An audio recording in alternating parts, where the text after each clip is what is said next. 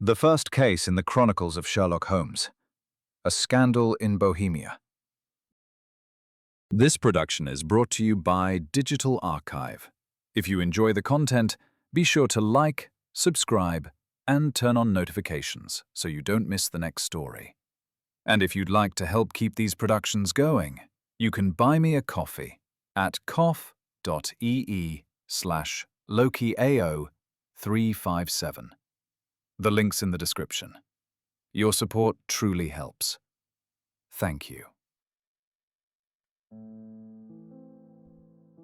Chapter 1. To Sherlock Holmes, she is always the woman. I have seldom heard him mention her under any other name. In his eyes, she eclipses and predominates the whole of her sex. It was not that he felt any emotion akin to love for Irene Adler. All emotions, and that one particularly, were abhorrent to his cold, precise, but admirably balanced mind. He was, I take it, the most perfect reasoning and observing machine that the world has seen, but as a lover he would have placed himself in a false position. He never spoke of the softer passions, save with a jibe and a sneer. They were admirable things for the observer, excellent for drawing the veil from men's motives and actions. But for the trained reasoner to admit such intrusions into his own delicate and finely adjusted temperament was to introduce a distracting factor which might throw a doubt upon all his mental results. Grit in a sensitive instrument or a crack in one of his own high-power lenses would not be more disturbing than a strong emotion in a nature such as his. And yet there was but one woman to him, and that woman was the late Irene Adler, of dubious and questionable memory. I had seen little of Holmes lately. My marriage had drifted us away from each other. My own complete happiness and the home-centered interests which rise up around the man who first finds himself master of his own establishment were sufficient to absorb all my attention, while Holmes, who loathed every form of society with his whole Bohemian soul, remained in our lodgings in Baker Street, buried among his old books, and alternating from week to week between cocaine and ambition, the drowsiness of the drug, and the fierce energy of his own keen nature. He was still, as ever, deeply attracted by the study of crime, and occupied his immense faculties and extraordinary powers of observation in following out those clues and clearing up those mysteries which had been abandoned as hopeless by the official police. From time to time I heard some vague account of his doings, of his summons to Odessa in the case of the Trepoff murder, of his clearing up of the singular tragedy of the Atkinson brothers at Trincomalee, and finally of the mission which he had accomplished so delicately and successfully for the reigning family of Holland. Beyond these signs of his activity, however, which I merely shared with all the readers of the daily press, I knew little of my former friend and companion. One night, it was on the 20th of March, 1888, I was returning from a journey to a patient, for I had now returned to civil practice, when my way led me through Baker Street. As I passed the well-remembered door, which must always be associated in my mind with my wooing, and with the dark incidents of the study in scarlet, I was seized with a keen desire to see Holmes again, and to know how he was employing his extraordinary powers. His rooms were brilliantly lit, and even as I looked up, I saw his tall, spare figure pass twice in a dark silhouette against the blind. He was pacing the room swiftly, eagerly, with his head sunk upon his chest and his hands clasped behind him. To me, who knew his every mood and habit, his attitude and manner told their own story. He was at work again. He had risen out of his drug-created dreams and was hot upon the scent of some new problem. I rang the bell and was shown up to the chamber which had formerly been in part my own. His manner was not effusive. It seldom was, but he was glad, I think, to see me. With hardly a word spoken, but with a kindly eye, he waved me to an armchair, threw across his case of cigars, and indicated a spirit case and a gasogene in the corner. Then he stood before the fire and looked me over in his singular introspective fashion. "Wedlock suits you," he remarked. I think, Watson, that you have put on £7.5 since I saw you." "7," I answered. "Indeed, I should have thought a little more. Just a trifle more, I fancy, Watson. And in practice again, I observe. You did not tell me that you intended to go into harness." "Then how do you know?" "I see it, I deduce it. How do I know that you have been getting yourself very wet lately, and that you have a most clumsy and careless servant girl?" "My dear Holmes," said I, "this is too much. You would certainly have been burned had you lived a few centuries ago. It is true that I had a country walk on Thursday and came home in a dreadful mess, but as I have changed my clothes, I can't imagine how you deduce it. As to Mary Jane, she is incorrigible, and my wife has given her notice. But there, again, I fail to see how you work it out." He chuckled to himself and rubbed his long, nervous hands together. "It is simplicity itself," said he. "My eyes tell me that on the inside of your left shoe, just where the firelight strikes it, the leather is scored by 6 almost parallel cuts. Obviously they have been caused by someone who has very carelessly scraped round the edges of the sole in order to remove crusted mud from it. Hence, you see, my double deduction that you had been out in vile weather, and that you had a particularly malignant boot-slitting specimen of the London slavey. As to your practice, if a gentleman walks into my room smelling of iodoform, with a black mark of nitrate of silver upon his right forefinger, and a bulge on the right side of his top hat to show where he has secreted his stethoscope, I must be dull, indeed, if I do not pronounce him to be an active member of the medical profession." I could not help laughing at the ease with which he explained his process of deduction. "When I hear you give your reasons," I remarked, "the thing always appears to me to be so ridiculously simple that I could easily do it myself, though at each successive instance of your reasoning I am baffled until you explain your process.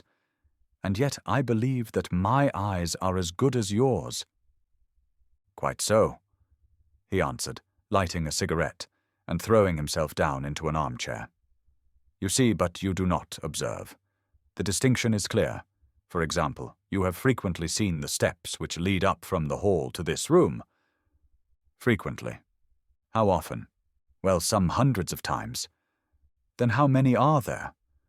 "How many? I don't know." "Quite so, you have not observed, and yet you have seen. That is just my point.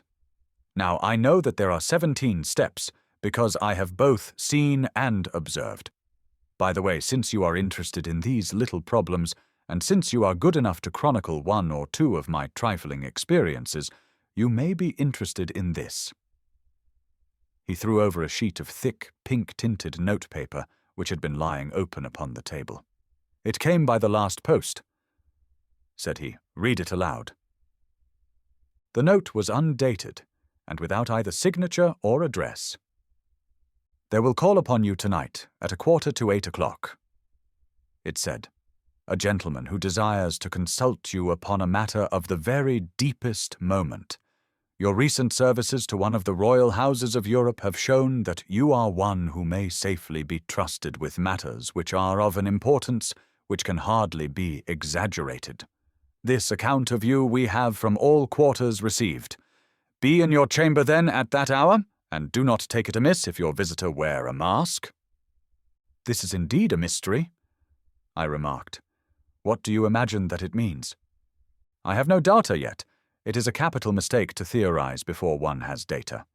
Insensibly one begins to twist facts to suit theories, instead of theories to suit facts. But the note itself, what do you deduce from it?" I carefully examined the writing, and the paper upon which it was written. "The man who wrote it was presumably well-to-do," I remarked, endeavoring to imitate my companion's processes. "Such paper could not be bought under £0.50 a packet. It is peculiarly strong and stiff."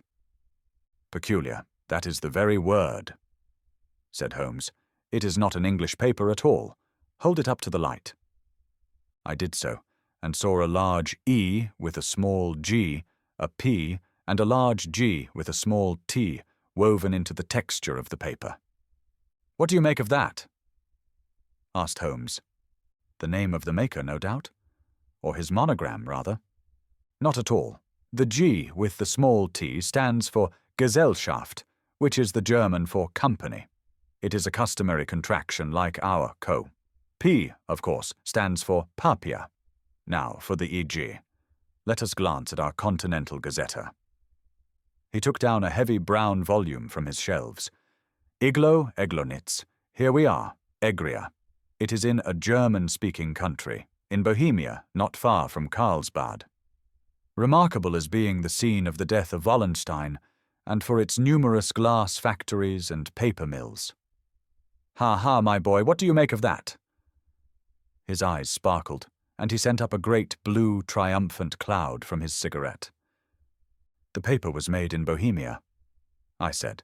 Precisely, and the man who wrote the note is a German. Do you note the peculiar construction of the sentence, "This account of you we have from all quarters received"? A Frenchman or Russian could not have written that. It is the German who is so uncourteous to his verbs. It only remains, therefore, to discover what is wanted by this German who writes upon Bohemian paper and prefers wearing a mask to showing his face.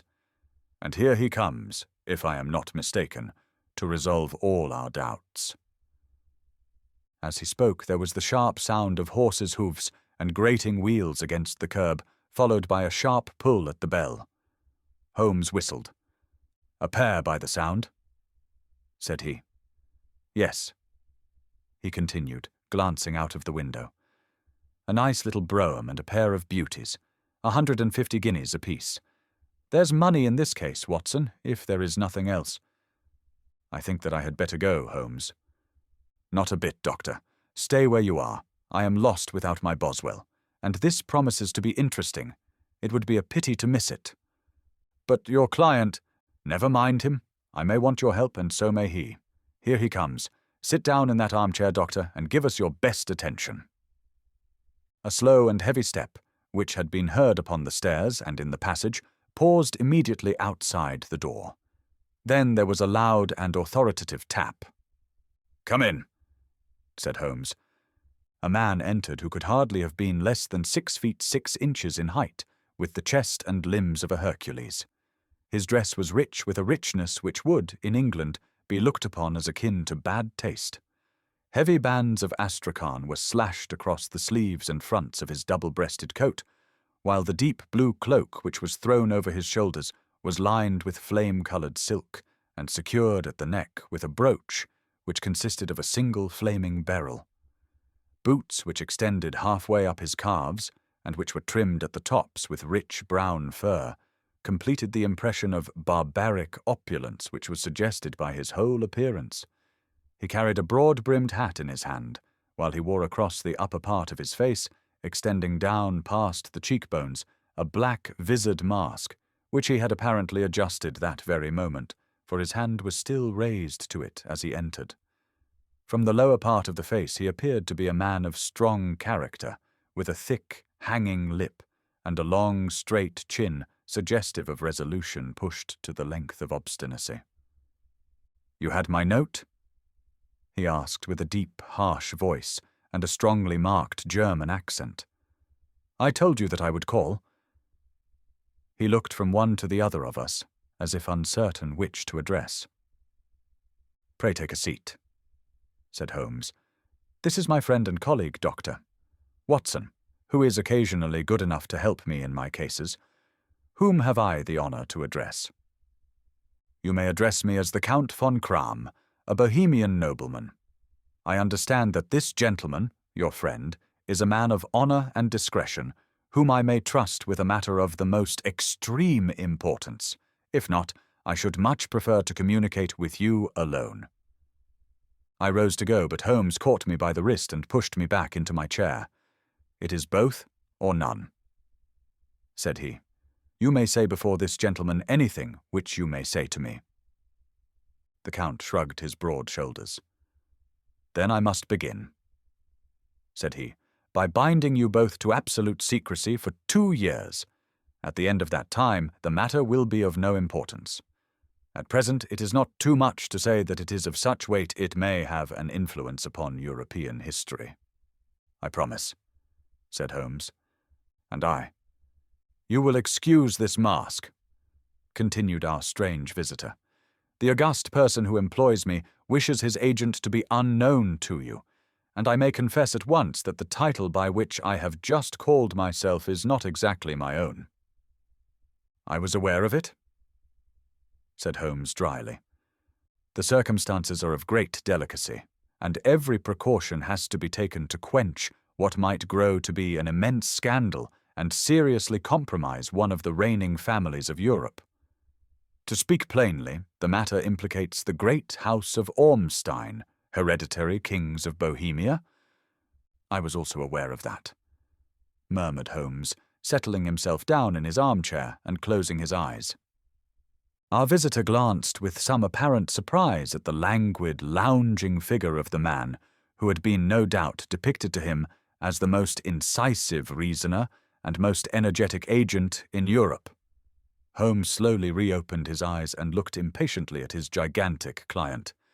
"If your Majesty would condescend to state your case," he remarked, "I should be better able to advise you." The man sprang from his chair and paced up and down the room in uncontrollable agitation. Then, with a gesture of desperation, he tore the mask from his face and hurled it upon the ground. "You are right," he cried. "I am the king. Why should I attempt to conceal it?" "Why, indeed?" murmured Holmes. "Your Majesty had not spoken before I was aware that I was addressing Wilhelm Gottsreich Sigismund von Ormstein, Grand Duke of Kassel-Felstein, and hereditary King of Bohemia." "But you can understand," said our strange visitor, sitting down once more and passing his hand over his high, white forehead. "You can understand that I am not accustomed to doing such business in my own person. Yet the matter was so delicate that I could not confide it to an agent without putting myself in his power. I have come incognito from Prague for the purpose of consulting you." "Then pray consult," said Holmes, shutting his eyes once more. "The facts are briefly these. Some 5 years ago, during a lengthy visit to Warsaw, I made the acquaintance of the well-known adventuress, Irene Adler. The name is no doubt familiar to you." "Kindly look her up in my index, Doctor," murmured Holmes without opening his eyes. For many years he had adopted a system of docketing all paragraphs concerning men and things, so that it was difficult to name a subject or a person on which he could not at once furnish information. In this case, I found her biography sandwiched in between that of a Hebrew rabbi and that of a staff commander who had written a monograph upon the deep-sea fishes. "Let me see," said Holmes. Born in New Jersey in the year 1858. Contralto? La Scala? Prima donna Imperial Opera of Warsaw? Yes. Retired from operatic stage? Living in London? Quite so. Your Majesty, as I understand, became entangled with this young person, wrote her some compromising letters, and is now desirous of getting those letters back."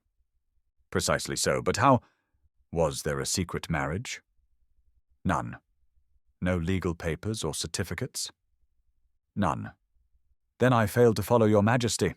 If this young person should produce her letters for blackmailing or other purposes, how is she to prove their authenticity?" "There is the writing." Pooh, forgery." "My private note-paper." "Stolen."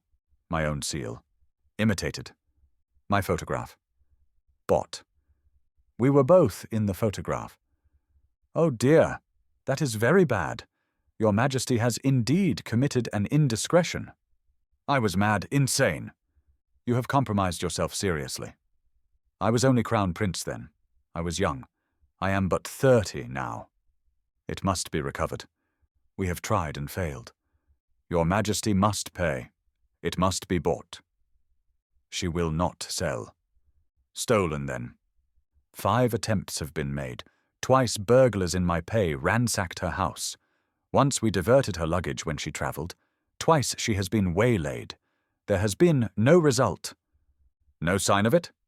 "Absolutely none." Holmes laughed. "It is quite a pretty little problem," said he.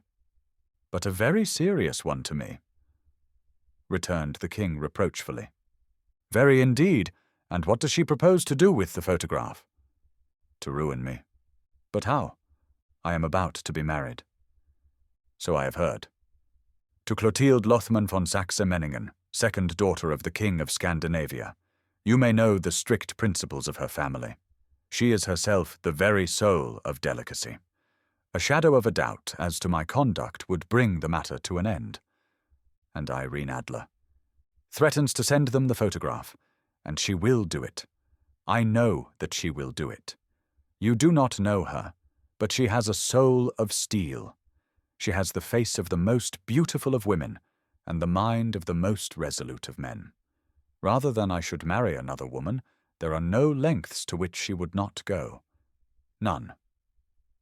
You are sure that she has not sent it yet?" "I am sure. And why?" "Because she has said that she would send it on the day when the betrothal was publicly proclaimed. That will be next Monday." "Oh, then we have 3 days yet," said Holmes with a yawn.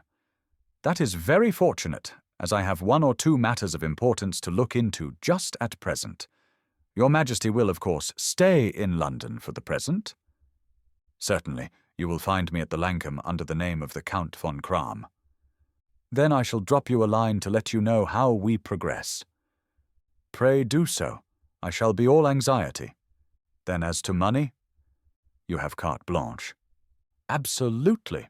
I tell you that I would give one of the provinces of my kingdom to have that photograph. And for present expenses?" The king took a heavy chamois leather bag from under his cloak and laid it on the table. "There are £300 in gold and 700 in notes," he said. Holmes scribbled a receipt upon a sheet of his notebook and handed it to him. "And Mademoiselle's address?" he asked. "Is Bryony Lodge, Serpentine Avenue, St. John's Wood." Holmes took a note of it. "One other question," said he. "Was the photograph a cabinet?" "It was." "Then good night, Your Majesty, and I trust that we shall soon have some good news for you. And good night, Watson," he added, as the wheels of the royal brougham rolled down the street.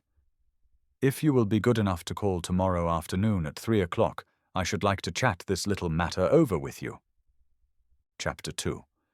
At 3 o'clock precisely I was at Baker Street, but Holmes had not yet returned. The landlady informed me that he had left the house shortly after 8 o'clock in the morning. I sat down beside the fire, however, with the intention of awaiting him, however long he might be. I was already deeply interested in his inquiry, for though it was surrounded by none of the grim and strange features which were associated with the 2 crimes which I have already recorded, still the nature of the case and the exalted station of his client gave it a character of its own. Indeed, apart from the nature of the investigation which my friend had on hand, there was something in his masterly grasp of a situation and his keen, incisive reasoning which made it a pleasure to me to study his system of work and to follow the quick, subtle methods by which he disentangled the most inextricable mysteries. So accustomed was I to his invariable success that the very possibility of his failing had ceased to enter into my head. It was close upon 4 before the door opened, and a drunken-looking groom, ill-kempt and side-whiskered, with an inflamed face and disreputable clothes, walked into the room. Accustomed as I was to my friend's amazing powers in the use of disguises, I had to look 3 times before I was certain that it was indeed he. With a nod he vanished into the bedroom, whence he emerged in 5 minutes tweed-suited and respectable, as of old. Putting his hands into his pockets, he stretched out his legs in front of the fire and laughed heartily for some minutes. "Well, really!" he cried, and then he choked and laughed again until he was obliged to lie back, limp and helpless, in the chair. "What is it?" "It's quite too funny. I am sure you could never guess how I employed my morning, or what I ended by doing." "I can't imagine. I suppose that you have been watching the habits, and perhaps the house of Miss Irene Adler." "Quite so, but the sequel was rather unusual. I will tell you, however. I left the house a little after 8 o'clock this morning in the character of a groom out of work. There is a wonderful sympathy and freemasonry among horsey men. Be one of them, and you will know all that there is to know. I soon found Bryony Lodge. It is a bijou villa with a garden at the back, but built out in front right up to the road. 2 stories. Chubb locked the door. Large sitting room on the right side, well furnished, with long windows almost to the floor, and those preposterous English window fasteners which a child could open. Behind there was nothing remarkable, save that the passage window could be reached from the top of the coach-house. I walked round it and examined it closely from every point of view, but without noting anything else of interest. I then lounged down the street and found, as I expected, that there was a mews in a lane which runs down by one wall of the garden. I lent the ostlers a hand in rubbing down their horses, and received in exchange 2pence, a glass of half and half, 2 fills of shag tobacco, and as much information as I could desire about Miss Adler, to say nothing of 6 other people in the neighbourhood in whom I was not in the least interested, but whose biographies I was compelled to listen to. "And what of Irene Adler?" I asked. "Oh, she has turned all the men's heads down in that part. She is the daintiest thing under a bonnet on this planet, so say the Serpentine Mews to a man. She lives quietly, sings at concerts, drives out at 5 every day, and returns at 7 sharp for dinner. Seldom goes out at other times, except when she sings. Has only 1 male visitor, but a good deal of him. He is dark, handsome, and dashing, never calls less than once a day, and often twice. He is a Mr. Godfrey Norton, of the Inner Temple. See the advantages of a cabman as a confidant. They had driven him home 12 times from Serpentine Mews, and knew all about him. When I had listened to all they had to tell, I began to walk up and down near Bryony Lodge once more, and to think over my plan of campaign. This Godfrey Norton was evidently an important factor in the matter. He was a lawyer. That sounded ominous. What was the relation between them, and what the object of his repeated visits? Was she his client, his friend, or his mistress? If the former, she had probably transferred the photograph to his keeping. If the latter, it was less likely. On the issue of this question depended whether I should continue my work at Bryony Lodge, or turn my attention to the gentlemen's chambers in the Temple. It was a delicate point, and it widened the field of my inquiry. I fear that I bore you with these details, but I have to let you see my little difficulties if you are to understand the situation. "I am following you closely," I answered. I was still balancing the matter in my mind when a hansom cab drove up to Bryony Lodge, and a gentleman sprang out. He was a remarkably handsome man, dark, aquiline, and moustached, evidently the man of whom I had heard. He appeared to be in a great hurry, shouted to the cabman to wait, and brushed past the maid who opened the door with the air of a man who was thoroughly at home. He was in the house about half an hour, and I could catch glimpses of him in the windows of the sitting-room, pacing up and down, talking excitedly, and waving his arms. Of her I could see nothing. Presently he emerged, looking even more flurried than before. As he stepped up to the cab, he pulled a gold watch from his pocket and looked at it earnestly. "Drive like the devil," he shouted. "First to Gross and Hankey's in Regent Street, and then to the Church of St. Monica in the Edgware Road. Half a guinea if you do it in 20 minutes. Away they went, and I was just wondering whether I should not do well to follow them, when up the lane came a neat little landau, the coachman with his coat only half-buttoned, and his tie under his ear, while all the tags of his harness were sticking out of the buckles.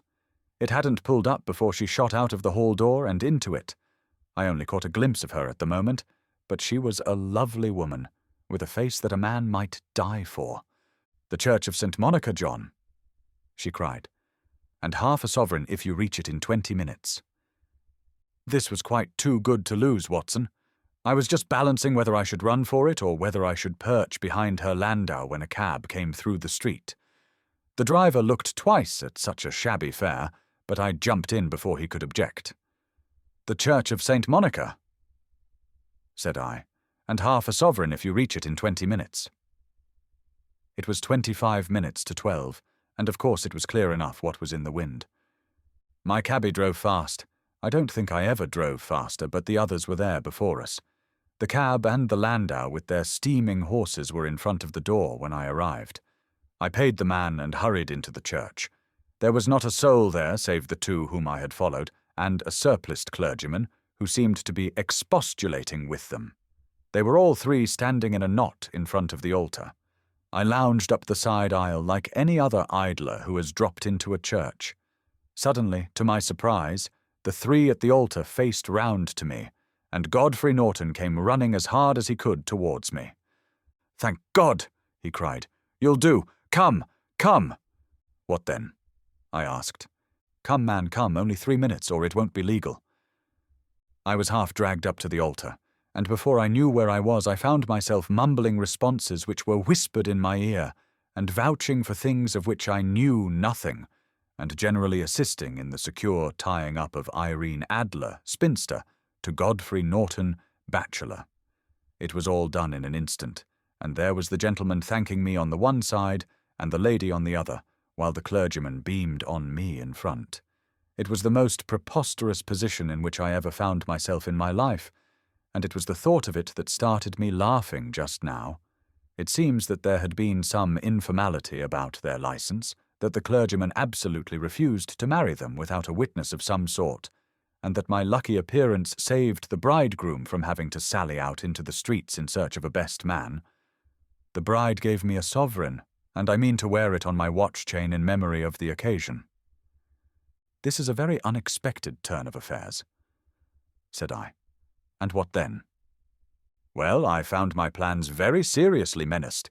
It looked as if the pair might take an immediate departure, and so necessitate very prompt and energetic measures on my part. At the church door, however, they separated, he driving back to the temple, and she to her own house. I shall drive out in the park at 5 as usual," she said as she left him. I heard no more. They drove away in different directions, and I went off to make my own arrangements, which are some cold beef and a glass of beer, he answered, ringing the bell. "I have been too busy to think of food, and I am likely to be busier still this evening. By the way, Doctor, I shall want your cooperation." "I shall be delighted." "You don't mind breaking the law?" "Not in the least." "Nor running a chance of arrest?" "Not in a good cause." "Oh, the cause is excellent." "Then I am your man. I was sure that I might rely on you." "But what is it you wish?" "When Mrs. Turner has brought in the tray, I will make it clear to you. Now," he said as he turned hungrily on the simple fare that our landlady had provided. "I must discuss it while I eat, for I have not much time. It is nearly 5 now. In 2 hours we must be on the scene of action. Miss Irene, or Madame, rather, returns from her drive at 7. We must be at Briony Lodge to meet her." "And what then?" "You must leave that to me. I have already arranged what is to occur. There is only one point on which I must insist. You must not interfere, come what may.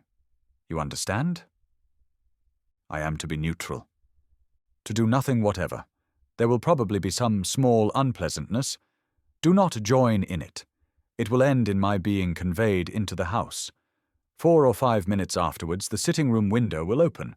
You are to station yourself close to that open window." "Yes, you are to watch me, for I will be visible to you." "Yes." "And when I raise my hand, so, you will throw into the room what I give you to throw, and will, at the same time, raise the cry of fire. You quite follow me?" "Entirely." "It is nothing very formidable," he said, taking a long cigar-shaped roll from his pocket. "It is an ordinary plumber's smoke rocket, fitted with a cap at either end to make it self-lighting. Your task is confined to that. When you raise your cry of fire, it will be taken up by quite a number of people.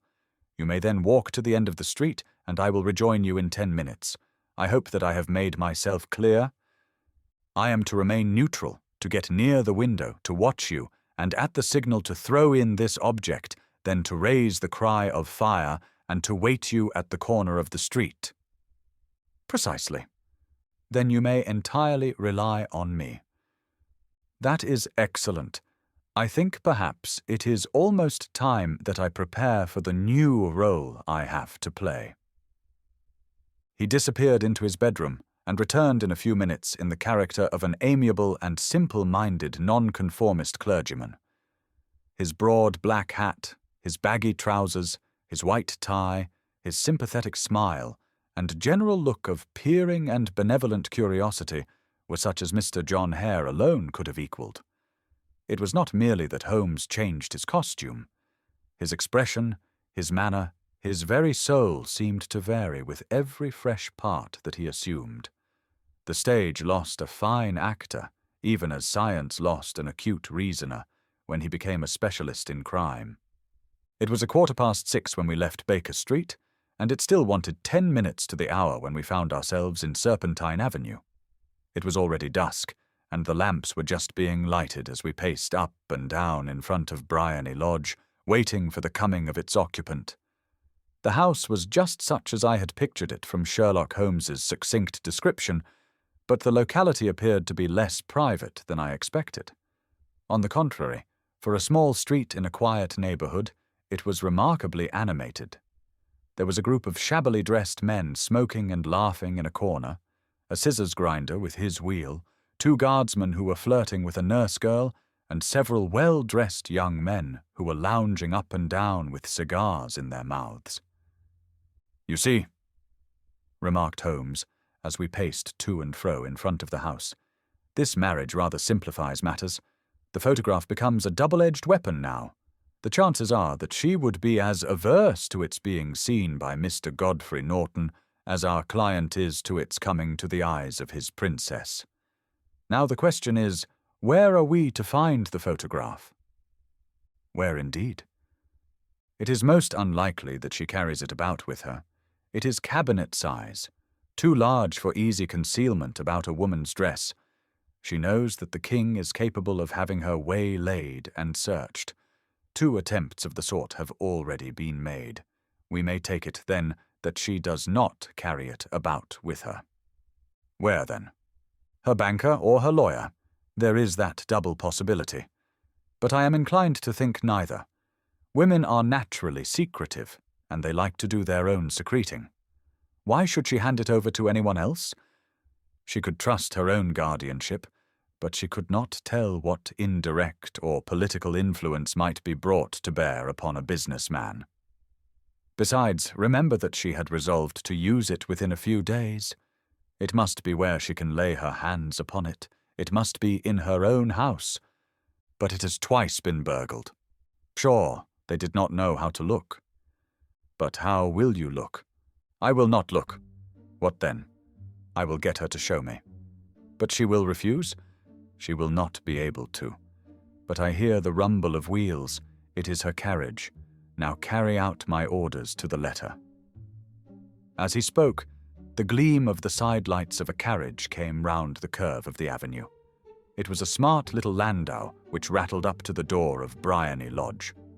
As it pulled up, one of the loafing men at the corner dashed forward to open the door in the hope of earning a copper, but was elbowed away by another loafer who had rushed up with the same intention. A fierce quarrel broke out, which was increased by the 2 guardsmen, who took sides with one of the loungers, and by the scissors grinder, who was equally hot upon the other side. A blow was struck, and in an instant the lady, who had stepped from her carriage, was the center of a little knot of flushed and struggling men who struck savagely at each other with their fists and sticks. Holmes dashed into the crowd to protect the lady, but just as he reached her, he gave a cry and dropped to the ground, with the blood running freely down his face. At his fall, the guardsmen took to their heels in one direction and the loungers in the other, while a number of better-dressed people, who had watched the scuffle without taking part in it, crowded in to help the lady and to attend to the injured man. Irene Adler, as I will still call her, had hurried up the steps, but she stood at the top with her superb figure outlined against the lights of the hall, looking back into the street. "Is the poor gentleman much hurt?" she asked. "He is dead," cried several voices. No, no, there's life in him," shouted another, "but he'll be gone before you can get him to hospital." "He's a brave fellow," said a woman. "They would have had the lady's purse and watch if it hadn't been for him. They were a gang, and a rough one, too. Ah, he's breathing now." "He can't lie in the street. May we bring him in, ma'am?" "Surely. Bring him into the sitting room. There is a comfortable sofa. This way, please." Slowly and solemnly he was borne into Briony Lodge and laid out in the principal room, while I still observed the proceedings from my post by the window. The lamps had been lit, but the blinds had not been drawn, so that I could see Holmes as he lay upon the couch. I do not know whether he was seized with compunction at that moment for the part he was playing, but I know that I never felt more heartily ashamed of myself in my life than when I saw the beautiful creature against whom I was conspiring, or the grace and kindliness with which she waited upon the injured man. And yet it would be the blackest treachery to Holmes to draw back now from the part which he had entrusted to me. I hardened my heart and took the smoke rocket from under my ulster. After all, I thought, we are not injuring her. We are but preventing her from injuring another. Holmes had sat up upon the couch, and I saw him motion like a man who is in need of air. A maid rushed across and threw open the window. At the same instant I saw him raise his hand, and at the signal I tossed my rocket into the room with a cry of "Fire!" The word was no sooner out of my mouth than the whole crowd of spectators, well-dressed and ill, gentlemen, ostlers, and servant-maids, joined in a general shriek of "Fire!" Thick clouds of smoke curled through the room and out at the open window. I caught a glimpse of rushing figures, and a moment later the voice of Holmes from within assuring them that it was a false alarm. Slipping through the shouting crowd, I made my way to the corner of the street, and in 10 minutes was rejoiced to find my friend's arm in mine and to get away from the scene of uproar. He walked swiftly and in silence for some few minutes until we had turned down one of the quiet streets which lead towards the Edgware Road. "You did it very nicely, Doctor," he remarked. "Nothing could have been better. It is all right." "You have the photograph?" "I know where it is." "And how did you find out?" "She showed me, as I told you she would." "I am still in the dark." "I do not wish to make a mystery," said he, laughing. "The matter was perfectly simple. You, of course, saw that everyone in the street was an accomplice. They were all engaged for the evening." "I guessed as much. Then, when the row broke out, I had a little moist red paint in the palm of my hand. I rushed forward, fell down, clapped my hand to my face, and became a piteous spectacle. It is an old trick. That also I could fathom. Then they carried me in. She was bound to have me in. What else could she do? And into her sitting room, which was the very room which I suspected. It lay between that and her bedroom, and I was determined to see which. They laid me on a couch. I motioned for air. They were compelled to open the window, and you had your chance. How did that help you? It was all important. When a woman thinks that her house is on fire, her instinct is at once to rush to the thing which she values most. It is a perfectly overpowering impulse, and I have more than once taken advantage of it. In the case of the Darlington substitution scandal, it was of use to me, and also in the Arnsworth Castle business. A married woman grabs at her baby, an unmarried one reaches for her jewel box. Now it was clear to me that Our Lady of today had nothing in the house more precious to her than what we are in quest of. She would rush to secure it. The alarm of fire was admirably done. The smoke and shouting were enough to shake nerves of steel. She responded beautifully. The photograph is in a recess behind a sliding panel just above the right bell pull. She was there in an instant, and I caught a glimpse of it as she half drew it out. When I cried out that it was a false alarm, she replaced it, glanced at the rocket, rushed from the room, and I have not seen her since. I rose and, making my excuses, escaped from the house. I hesitated whether to attempt to secure the photograph at once, but the coachman had come in, and as he was watching me narrowly, it seemed safer to wait. A little over-precipitance may ruin all. "And now?" I asked. "Our quest is practically finished. I shall call with the king tomorrow, and with you, if you care to come with us. We will be shown into the sitting room to wait for the lady. But it is probable that when she comes she may find neither us nor the photograph. It might be a satisfaction to His Majesty to regain it with his own hands." "And when will you call?" "At 8 in the morning.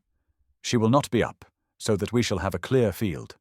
Besides, we must be prompt, for this marriage may mean a complete change in her life and habits. I must wire to the king without delay." We had reached Baker Street and had stopped at the door. He was searching his pockets for the key when someone passing said, "Good night, Mr. Sherlock Holmes." There were several people on the pavement at the time, but the greeting appeared to come from a slim youth in an ulster who had hurried by. "I've heard that voice before," said Holmes, staring down the dimly lit street. "Now I wonder who the deuce that could have been." Chapter 3. I slept at Baker Street that night, and we were engaged upon our toast and coffee in the morning when the King of Bohemia rushed into the room. "You have really got it!" he cried, grasping Sherlock Holmes by either shoulder and looking eagerly into his face. "Not yet. But you have hopes?" "I have hopes." "Then come. I am all impatience to be gone. We must have a cab." "No, my brougham is waiting." "Then that will simplify matters." We descended and started off once more for Briony Lodge. "Irene Adler is married," remarked Holmes. "Married? When?" "Yesterday." "But to whom?" "To an English lawyer named Norton." "But she could not love him." "I am in hopes that she does." "And why in hopes?" "Because it would spare your Majesty all fear of future annoyance. If the lady loves her husband, she does not love your Majesty. If she does not love your Majesty, there is no reason why she should interfere with your Majesty's plan." "It is true, and yet, well, I wish she had been of my own station. What a queen she would have made." He relapsed into a moody silence, which was not broken until we drew up in Serpentine Avenue. The door of Briony Lodge was open, and an elderly woman stood upon the steps. She watched us with a sardonic eye as we stepped from the brougham. "Mr. Sherlock Holmes, I believe," said she. "I am Mr. Holmes," answered my companion, looking at her with a questioning and rather startled gaze. "Indeed, my mistress told me that you were likely to call. She left this morning with her husband by the 5:15 train from Charing Cross for the Continent." "What?" Sherlock Holmes staggered back, white with chagrin and surprise. "Do you mean that she has left England?" "Never to return." "And the papers?" asked the king hoarsely. "All is lost." "We shall see." He pushed past the servant and rushed into the drawing-room, followed by the king and myself. The furniture was scattered about in every direction, with dismantled shelves and open drawers, as if the lady had hurriedly ransacked them before her flight. Holmes rushed at the bell-pull, tore back a small sliding shutter, and plunging in his hand, pulled out a photograph and a letter. The photograph was of Irene Adler herself in evening dress. The letter was superscribed to Sherlock Holmes, Esquire, to be left till called for. My friend tore it open, and we all three read it together. It was dated at midnight of the preceding night, and ran in this way. "My dear Mr. Sherlock Holmes, you really did it very well. You took me in completely. Until after the alarm of fire, I had not a suspicion. But then, when I found how I had betrayed myself, I began to think. I had been warned against you months ago. I had been told that if the king employed an agent, it would certainly be you, and your address had been given me. Yet with all this, you made me reveal what you wanted to know. Even after I became suspicious, I found it hard to think evil of such a dear, kind old clergyman. But you know, I have been trained as an actress myself. Male costume is nothing new to me. I often take advantage of the freedom which it gives. I sent John, the coachman, to watch you, ran upstairs, got into my walking clothes, as I called them, and came down just as you departed.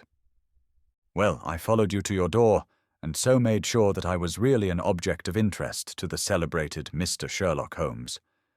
Then I, rather imprudently, wished you good night, and started for the temple to see my husband. We both thought the best resource was flight, when pursued by so formidable an antagonist, so you will find the nest empty when you call tomorrow. As to the photograph, your client may rest in peace. I love and am loved by a better man than he. The king may do what he will without hindrance from one whom he has cruelly wronged. I keep it only to safeguard myself and to preserve a weapon which will always secure me from any steps which he might take in the future. I leave a photograph which he might care to possess, and I remain, dear Mr. Sherlock Holmes, very truly yours, Irene Norton, née Adler. What a woman! Oh, what a woman! Cried the King of Bohemia, when we had all three read this epistle. Did I not tell you how quick and resolute she was? Would she not have made an admirable queen? Is it not a pity that she was not on my level? From what I have seen of the lady, she seems, indeed, to be on a very different level to your Majesty, said Holmes coldly. I am sorry that I have not been able to bring your Majesty's business to a more successful conclusion. On the contrary, my dear sir, cried the king, nothing could be more successful. I know that her word is inviolate. The photograph is now as safe as if it were in the fire. I am glad to hear your Majesty say so. I am immensely indebted to you. Pray tell me in what way I can reward you. This ring— He slipped an emerald snake ring from his finger and held it out upon the palm of his hand. Your Majesty has something which I should value even more highly, said Holmes. You have but to name it. This photograph. The king stared at him in amazement. Irene's photograph, he cried. Certainly, if you wish it. I thank your Majesty. Then there is no more to be done in the matter. I have the honor to wish you a very good morning. He bowed, and turning away without observing the hand which the king had stretched out to him, he set off in my company for his chambers. And that was how a great scandal threatened to affect the kingdom of Bohemia, and how the best plans of Mr. Sherlock Holmes were beaten by a woman's wit. He used to make merry over the cleverness of women, but I have not heard him do it of late. And when he speaks of Irene Adler, or when he refers to her photograph, it is always under the honorable title of the woman.